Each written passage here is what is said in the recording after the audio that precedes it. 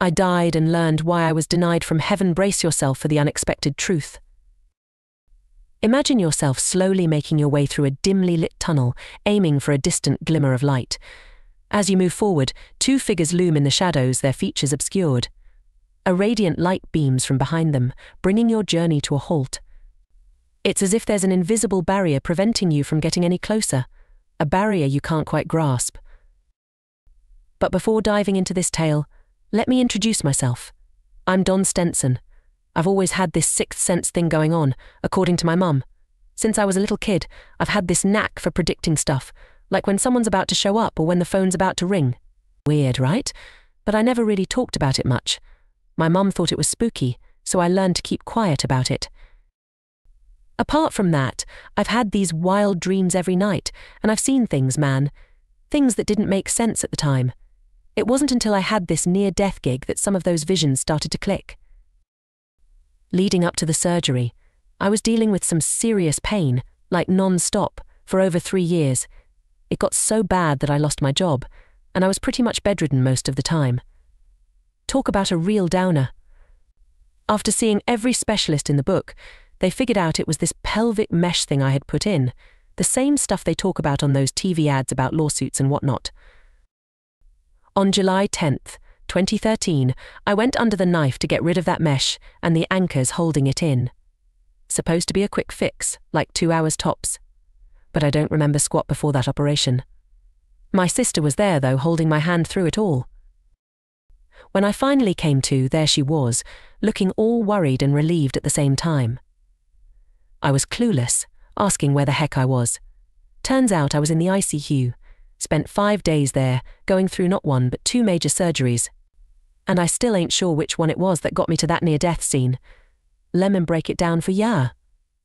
First surgery. A real doozy. What was supposed to be a quick snip turned into a marathon as the doc wrestled with the biggest chunk of mesh she'd ever seen. Despite her heroics, things got hairy. My blood pressure went haywire, and it was like a scene out of Grey's Anatomy, with nurses and docs rushing around, yelling code blue like it was going out of style.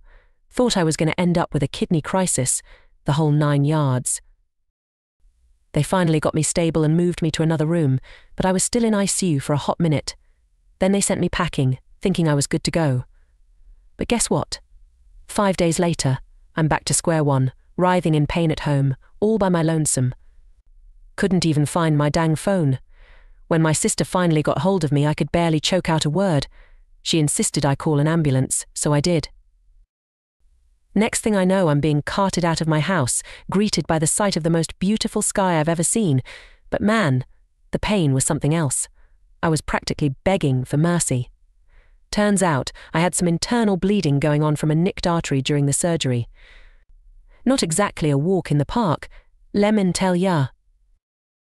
The first hospital couldn't handle my case, so they shipped me back across the Bay Bridge to another one. There, I had another surgery to fix a vein that got snipped by accident. The medical team kept saying how lucky I was. I almost kicked the bucket because of a sudden bladder cramp. If it hadn't happened, I would have passed out and never come to. I spent 5 days bleeding inside at home, and nobody knew. When I was in the hospital recovering, everybody was amazed I was still alive. They kept talking about how lucky I was, but I knew it wasn't luck, it was all in God's hands, something I never realized until then. My journey to the other side was calm. I went through this dimly lit tunnel toward a bright light. I saw my granddad and great-grandma in the shadows. There was this blinding light behind them that stopped me. Nobody said anything, but I got the message I wasn't ready to join them because I hadn't done enough good stuff in life. So I had to come back. I had to choose between 2 families, one on the left, my own, and another bigger one on the right. I chose my own. After I woke up, my life was full of miracles, not just for me but for everyone around me, even my pets and plants. God keeps sending me messages and blessings. Another surgery's on the cards for November 13th, and life's going to get super busy afterward. A recent miracle happened when my husband and I were in San Francisco. Despite feeling uncomfortable from the long car ride, and really needing the bathroom, we got to a lunch appointment with my mum and sister early. I asked my husband to pull over at the hospital nearby so I could use the restroom. It was way better than those gross gas station ones. I grabbed my walker from the truck and walked over, which was a bit of a trek, but I made it just in time. When I got back, my husband was nowhere in sight, so I leaned against the wall with my walker, waiting. I can't stand for more than 5 minutes without major pain. Pretty soon, I was shaking like crazy from the pain.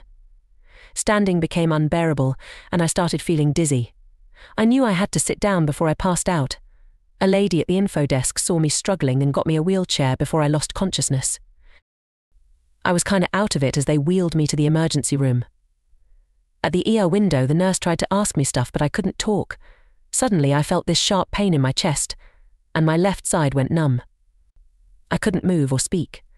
Since I didn't have any ID on me, my husband, mum, and sis had no clue where I was or what happened. The hospital staff got me onto a bed, and the doc thought I'd had a stroke. But after a bunch of tests, they found nothing wrong with my heart or brain. Everybody was puzzled. Ever since then, my life's been different, and I feel like I gotta share my experiences. Maybe I'll write a book or start a blog about it.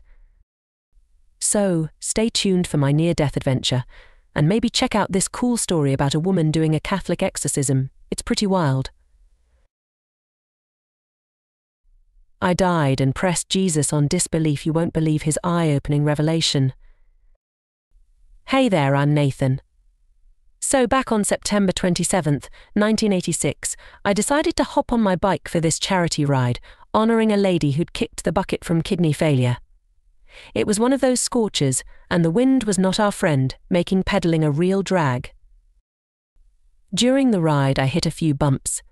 First off, I got a flat tyre, lost precious time fixing it up. Then, I fell behind the pack and had to kick it into high gear to catch up. But no matter how hard I tried, I ended up getting the signal to pull over under this bridge, feeling totally let down and wiped out. As I started feeling worse, a couple of nurses clocked on and tried to lend a hand, but it was too little, too late. I just went down like a sack of spuds, feeling like my body was throwing in the towel. Oddly enough, I felt kind of relieved, even though I knew it could be curtains. Strangely enough, I wasn't scared during the whole near-death thing. I mean, I thought I was doing a good deed with the charity ride, but deep down I was kind of ready to check out from this crazy world. Now, here's where it gets tricky. See, over the years, some folks have tried to poke holes in my story, saying I might have had some sort of hallucination cause I wanted to live. But let me tell you, I was so done with life at that point. I was ready to say adios to this harsh world. So I'm going through this whole dying thing, right? And suddenly it feels like I'm tapping into some next-level consciousness, like I'm channeling spirits or something. I'm lying there, looking up at the sky, and things start getting real funky. Now, I'm no quantum physicist, but it felt like I stumbled into some kind of quantum conundrum during my journey from life to death, and back again. 1 minute, I'm in my body, and the next, I'm somewhere else entirely. It's like my body got tangled up, shifting between where I was and wherever my spiritual side was hanging out. I thought I was going to disappear into thin air, but if that was the case, why was I still thinking up a storm during this whole trip from point A to point B? It was like my whole being got scrambled, turning into this whirlwind of vibrations and particles, all stirred up by some unknown force. I was totally disoriented, feeling like I was all over the place and nowhere at the same time, in some place that didn't even exist, so if there was a tunnel or a bright light, I sure didn't see it. For some reason, my dying brain decided to hit me with a temporary blindness, just to keep things interesting. For most folks, I reckon an experience like this would be downright terrifying, but me? Oh, I'm a weird one, haha. I soaked up every single second of it. Sure, the stuff happening to me was strange and downright peculiar, but I was just in this state of pure bliss, soaking in all the wild twists and turns, wondering what mind-blowing thing would happen next. Never once did I feel like I was going to vanish into thin air. Nah, I was too busy being thrilled by all the incredible miracles unfolding around me. Throughout the whole ordeal, I couldn't see, talk, or move a muscle, but I wasn't sweating it cause I figured it was all just temporary. It felt like I needed some time to get used to this beautiful, serene place that I could only sense through the visions in my mind. And then, bam, my superconscious mind picked up on their presence as they came near me. They wrapped me up in this unbelievable, pure love and care that just blew me away. It was like this overwhelming sense of home, family, and love emanating from these beings that were unlike anything human. Man, I wish everyone could feel that kind of love, pure and unfiltered. I couldn't chat with these gentle beings, but I tried to let him know through my thoughts that I was cool and not scared by all the weird stuff going on. By human standards, I'm about as strange as they come, so I'm open to anything, and nothing fazes me. Then, out of the blue, these loving beings suddenly backed off and started bowing down. Caught me off guard, I gotta say. I started to worry maybe they were in some kind of trouble. But as I tuned into their vibe, I saw they were bowing with these big old smiles of respect and awe. Turns out they were watching this grand royal figure heading their way. I was just thrilled for my new spiritual buddies that they got to witness something so perfect strolling toward him. But then I got taken aback cause it seemed this royal figure wasn't there for them. Nope, it came right up to me, smiling with this parental concern, like when a mum checks on her kid after they've had a scrape. I still couldn't see, hear, smell, or taste, but my feelings came flooding back. This royal figure just smiled and said something like, "Hey there, kiddo, why are you here? It ain't your time yet. I gotta send you back." And then, to ease my worries, it added, "Don't sweat it. When you get back to Earth and make mistakes, just live your life the best you can and spread that unconditional love you've experienced. Don't worry about whether folks believe in me or not. Just trust that your experience will touch aim somehow and leave the tough job of judging folks to me. All right." I felt this majestic figure gently lift me and carry me back to my body, which seemed like it was a gazillion light years away. The trip back was much calmer as we made our way to Earth. It felt like we passed through the atmosphere, the fluffy clouds above, and finally back to my body, where my organs kicked back into gear. The first voices I heard were from the 3 nurses who were working tirelessly to save me. I distinctly heard the head nurse say, "I can't find his pulse." "He's pulseless then. Wait, he's got a pulse." It sounded like a big sigh of relief escaped her. Some exhausted cyclists hoisted my body onto a trailer. I drifted in and out of consciousness, shivering in the freezing wind, but I smiled because I knew it wasn't my time yet. I tried to catch some shut-eye while squeezed among the other cyclists on the crowded trailer. When our trailer was less than 10 miles away from our destination, everyone insisted I hop back on my bike and finish the ride since they thought I'd be disappointed if I didn't. But compared to what I'd just gone through, crossing that finish line didn't seem like a big deal. Secretly, I thought to myself, man, coming back to this world is going to be way tougher than I thought. So to wrap it up, I journeyed a gazillion light years away from my body. Couldn't tell you if it was through a tunnel or what cause I was temporarily blinded by the whole ordeal. But I sure felt this overwhelming sense of love, family, and home from these incredibly loving non-human beings. Then there was this royal figure who decided, without even asking me, if I could stick around with them. It was decided I had to come back to Earth, where I'm happily chilling now.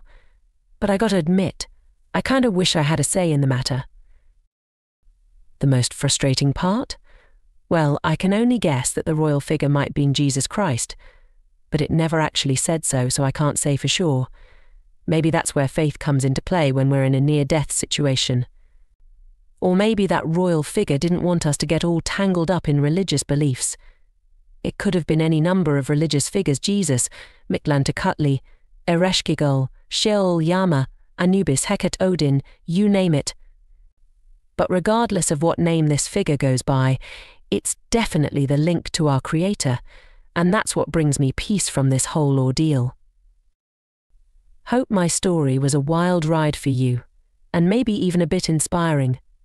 So go ahead, live your life to the fullest while you're here on Earth.